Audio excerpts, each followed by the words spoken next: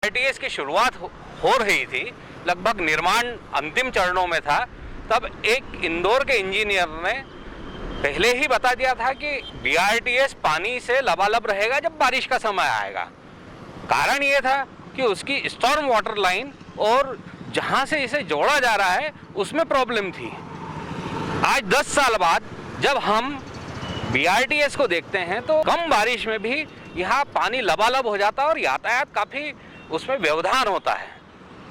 मैं आज उन्हीं इंजीनियर को आपके सामने पेश कर रहा हूँ, प्रस्तुत कर रहा हूँ, ताकि आने वाले एलिवेटेड कॉरिडोर के बारे में भी वो जो बताना चाह रहे हैं वो आप सुन लें। अगर उनकी माने तो 325 करोड़ रुपए का जो ये प्रोजेक्ट है यह टोटल फेल होने वाला है।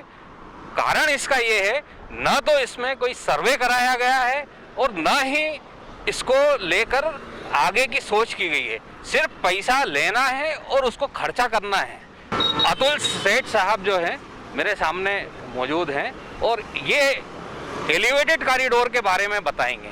रोड पे जो है जो एलिवेटेड कॉरिडोर आने वाला है वो एलिवेटेड कॉरिडोर के जहाँ से गुजरने वाला है उसके नीचे बहुत सारी चीज़ें छुपी हुई हैं जिसकी कोई भी जानकारी आज की तारीख में उपलब्ध नहीं है और उसके लिए भी एक सर्वे की आवश्यकता पड़ेगी। उसके अंदर ड्रेनेज भी है, टेलीफोन की लाइन्स भी है, बरसात की लाइन भी है और सबसे बड़ी नर्मदा की लाइन भी है। तो इन सबको बचाते हुए कैसे काम होगा या पुल को रखते हुए इन लाइनों को कैसे परिवर्तित किया जाएगा, ये भी एक बहुत बड़ा काम जो है रहेगा, जिसका अभी भी आज जो टेंडर हुए हैं उसका कोई भी एनकाउंटर नहीं किया हुआ है, इसको अंदर लिया हुआ नहीं है। मतलब अभी जो 325 करोड़ का प्रोजेक्ट है, आपका कहना है कि ये प्रोजेक्ट और बढ़ेगा? ये प्रोजेक्ट और बढ़ेगा और इसकी कितना समय लगेगा और कितना पैसा लगेगा इसकी भी जानकारी किसी के पास नहीं है।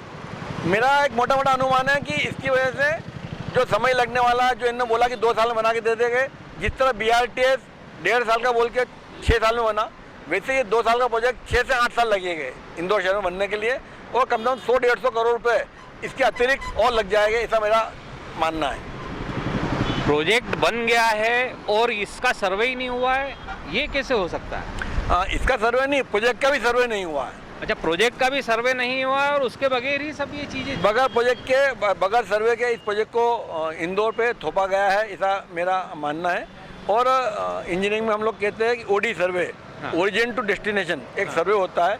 ये सर्वे इस पूरे एबी रोड पे कभी हुआ ही नहीं है और ना पूरे शहर को मालूम है कि ये बनने के बाद में शहर की जो मूल समस्या है एबी रोड की, जिसमें पलायसा चौराहा है, शिवाजी प्रतिमा का चौराहा है, इन सब पे क्या राहत मिलने वाली है और राहत मिलेगी कि राहत कम होगी, ये भी एक प्रश्न का चिन्ह है, शोध का विषय है। हाँ, जब एलिवेटेड कॉरिडोर बनाएंगे तो बहुत सारे काम इसके अतिरिक्त जो होने वाले हैं, जिसमें वर्तमान में जो दोनों तरफ लाइनें गई हुई, बिजली की खंभे गए हुए हैं, लाइट लगी हुई है, केबल लगी हुई है, इन सबको भी हटाना पड़ेगा और इन सबका खर्चा भी इसमें जुड़ा है नहीं जुड़ा है और कौन विभाग करेगा, इसमें क्या समय लगने वाला है, इसका भी पूरे प्रोजेक्ट के अंदर कहीं अकाउंट फॉर नहीं करा गया है। तो ऐसे बहुत सारे काम हैं जो सर्विसेज हम बोलते हैं। नीचे नर्मदा की लाइन है, उसका क्या होने वाला है, कहाँ पे लाइन है ये भी मालूम नहीं है, तो उसका सर्वे करने वाले हैं कि क्या, तो पिलर कैसे बनने वाले हैं, तो ये बहुत बड़ा एक सर्वे का काम है। उस पर कोई ना कोई नियम कायदा लाने की आवश्यकता है। हम कहते हैं कि पहले कागज पे उतारना, तो एलिवेटेड कॉरिडोर को बनाने के पहले उसको कागज पे उतारना चाहिए, इसका पूरा सर्वे करना चाहिए और उपयोगिता हो तो फिर बनाने की बात होना चाहिए और बनाने के अंदर ये जो त्रुटियां हैं इसको पहले से इनकाउंटर करना चाहिए, ऐसा मुझे लगता है। मगर ये कुछ भी नहीं किया गया है, न सर्वे किया गया है, न उपलब्ध सुविधाओं का कोई अकाउंट लिया हुआ है, न जितने विभाग हैं इंदौर में, टेलीफोन विभाग है, नगर निगम है, पब्लिक हेल्थ इंजीनियरिंग है, एमपीबी है, ऐसे बहुत सारे विभाग है जिसकी लाइनें या सुविधाएं सड़क पे ऊपर या नीचे बिछी हुई है। इससे इन्होंने कोई संपर्क अभी तक नहीं किया है, ना इनसे कोई डाटा मांगा गया है, ना इनसे कोई एस्टिमेट मांगा गया है। तो ये बहुत ही मुझे लगता है कि एक दीवा सपना देखा गया है शहर के लिए, ऐसा मुझे लगता है। इस एलिवेटेड कॉरिडोर के ऊपर 3 भुजाएं बाद में जोड़ी गई है इसकी उपयोगिता को बढ़ाने के लिए। उसमें से एक भुजा ग्रेटर कैलाश रोड पे उतरने वाली है, एक भुजा शिवाजी वाटिका पे बाईपास की तरफ उतरने वाली है और एक भुजा जो है गीता भवन पे टूवर्ड ढक्कनवा कुआ रोड जो बोलते हैं वहाँ उतरने वाली है। ये 3 भुजाएं बाद में जोड़ी गई है और इसके लिए भी कोई सर्वे नहीं करा गया है कि ये कहाँ पे उतारना चाहिए और कौन सी भुजा उतारने से क्या लाभ होगा। हम बीआरटीएस पे देखते हैं सर कि जो कई जगह चेम्बर्स बहुत नीचे हैं, कहीं इतना ऊपर है कि दोनों तरह से गाड़ियां जो है चाहे नीचे हो या ऊपर हो दोनों में यातायात प्रभावित होता है। तो ये क्या कारण था कि इस तरह से इनने छोड़ दिए थे? ये बनाने वाली कंपनियां अलग होती है, रोड जो बनाती है बीआरटीएस जिसने बनाया, और सर्विस डालने वाली जो कंपनियां होती है वो एक अलग होती है। और इन दोनों डिपार्टमेंट का तालमेल नहीं होना और सुपरविजन जो एजेंसी होती है उनकी लापरवाही हम कह सकते हैं। तो एक तो दोनों विभागों जो होते हैं, जैसे टेलीफोन का कोई चैम्बर है तो टेलीफोन विभाग वाला बनाएगा और बनाना है सिविल के कॉन्ट्रैक्टर को, और बनना रोड के तो रोड कॉन्ट्रैक्टर, सिविल कॉन्ट्रैक्टर और टेलीफोन विभाग इनका आपस में सामंजस्य बिठे और इनको सुपरवाइज करने वाली जो एजेंसी है वो उसको रोज देखे तो ये संभव है। और ये होता नहीं, इसलिए ये सब त्रुटियां हम देखते हैं कि जगह जगह पाई जाती है। अच्छा, जैसे पीडब्ल्यूडी का अपन इतिहास देखें तो काफ़ी यहाँ इंदौर में खराब है। 3 इमली ब्रिज गिर गया था। अभी भी अपन जो माधवराव सिंधिया की जो प्रतिमा को लेके उसके बाद में जो जिस तरह से आया तो वो भी जो है वहाँ पे भी एक विवाद की स्थिति बन गई है। बाणगंगा ओवरब्रिज बनाया, एक लेन बना दी थी, दूसरी का इन्होंने सोचा ही नहीं था। तो इतना बड़ा प्रोजेक्ट अगर पीडब्ल्यूडी बना रही है तो उसके बारे में आपकी क्या राय है? पिछले 30-35 सालों से जब से उदारीकरण का दौर चालू हुआ 1990 के बाद में, नरसिम्हा राव जी जब थे तब से एक परंपरा ये बनी कि गवर्नमेंट के जो अच्छे खासे डिपार्टमेंट थे उसको शेने कम किया जाए, ख़त्म किया जाए और सारे काम प्राइवेटली कराया जाए। पीडब्ल्यूडी डिपार्टमेंट में मध्य प्रदेश के अंदर भी यही हुआ। इसके अंदर बहुत से जो विभाग थे वो ख़त्म कर दिए गए हैं। आज की तारीख में वहाँ पे कोई सर्वे डिपार्टमेंट नहीं है, जबकि पीडब्ल्यूडी के अंदर खुद का एक सर्वे होता था। कहीं भी कोई रोड पे सुधार करना होता था या ब्रिज बनाना पड़ता था या क्रॉसिंग बनाना पड़ती थी तो सर्वे होके फिर वो काम होते थे। तो सर्वे डिपार्टमेंट को बंद करे मेरे ख्याल से 25 साल हो गए। आज डिज़ाइन डिपार्टमेंट इनके पास में है ही नहीं, डिज़ाइन करने वाले लोग ही नहीं है।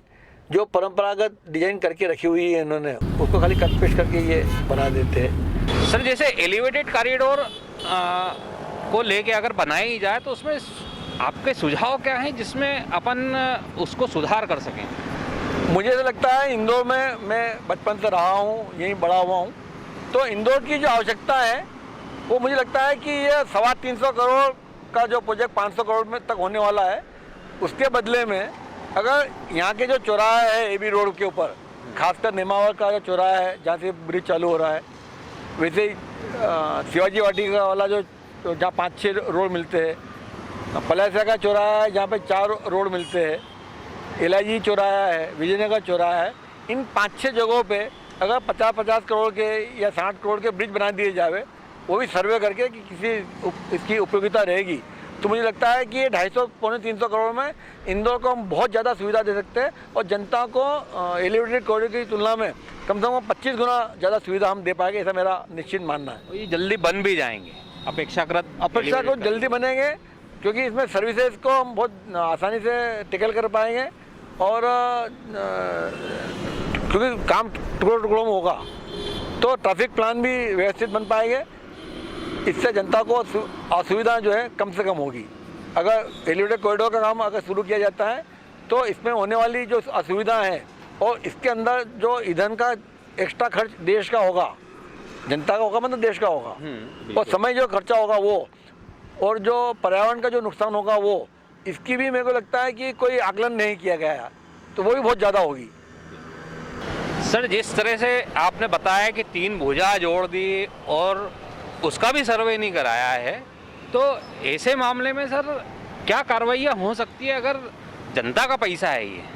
और वो बगैर सर्वे के बर्बाद कर दें। और फिर जब जैसे हम BRTS की बात करते हैं, BRTS बन गया, आज लोगों को परेशानी जा रही है, लेकिन इसमें सुनवाई करने वाला कोई नहीं है। तो कोई अगर बगैर सर्वे के इस तरह का कोई कर रहा हो तो कोई आपराधिक प्रकरण बन सकता है क्या?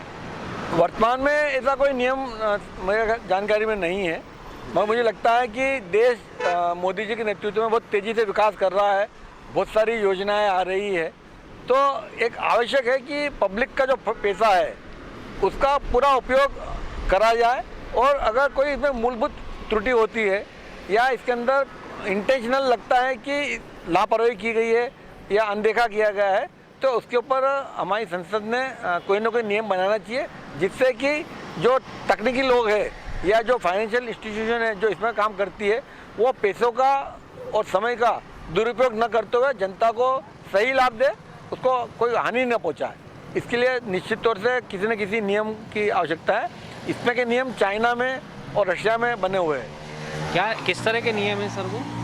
वहाँ पे एक तो पेनल्टी भी लगाते हैं, और अगर तकनीकी काम गलत करा हो तो जैसे डॉक्टर की डिग्री वापस होती है, डॉक्टर को अपराध हो जाता है तो तकनीकी लोगों की डिग्री भी वापस ली जाती है। अगर आपने कोई तकनीकी रूप से ब्लंडर करा है या ऐसी गलती करी है जो आपसे बिल्कुल अपेक्षित नहीं थी, तो आपकी डिग्री भी उसमें वापस की जाती है, और आर्थिक दंड के अलावा सजा के प्रावधान भी वहाँ पे किए गए हैं। तो देखा साथियों आपने, जो BRTS पे गलती हुई उसी पे एलिवेटेड कॉरिडोर बनाकर एक और गलती हमारे जनप्रतिनिधि और जो प्रशासनिक अधिकारी है वो कर रहे हैं। गलती होना एक बात है, लेकिन आंखों देखी मक्खी नहीं निकालना ये एक और बड़ी बात है। हम पहले ही देख चुके हैं BRTS का हाल, बगैर सर्वे के क्या हुआ था, और अब एलिवेटेड कॉरिडोर भी जो है बगैर सर्वे के जिस तरह से बनाया जा रहा है, जो आपको अभी सर ने बताया। तो ऐसे मामले में जनता की राय भी आना चाहिए, और अगर इसमें कोई गलती है तो उस त्रुटि को सुधारना चाहिए। अभी चूंकि एलिवेटेड कॉरिडोर जो है सिर्फ वो टेंडर तक पहुंचा है, ऐसा नहीं है कि उस पर काम शुरू हो गया है। अभी भी सरकार चाहे तो इस पर विचार करके और जो गलती होना है उसे सुधार सकती है। ठीक है, धन्यवाद साहब हमारे दर्शकों से रूबरू होने के लिए।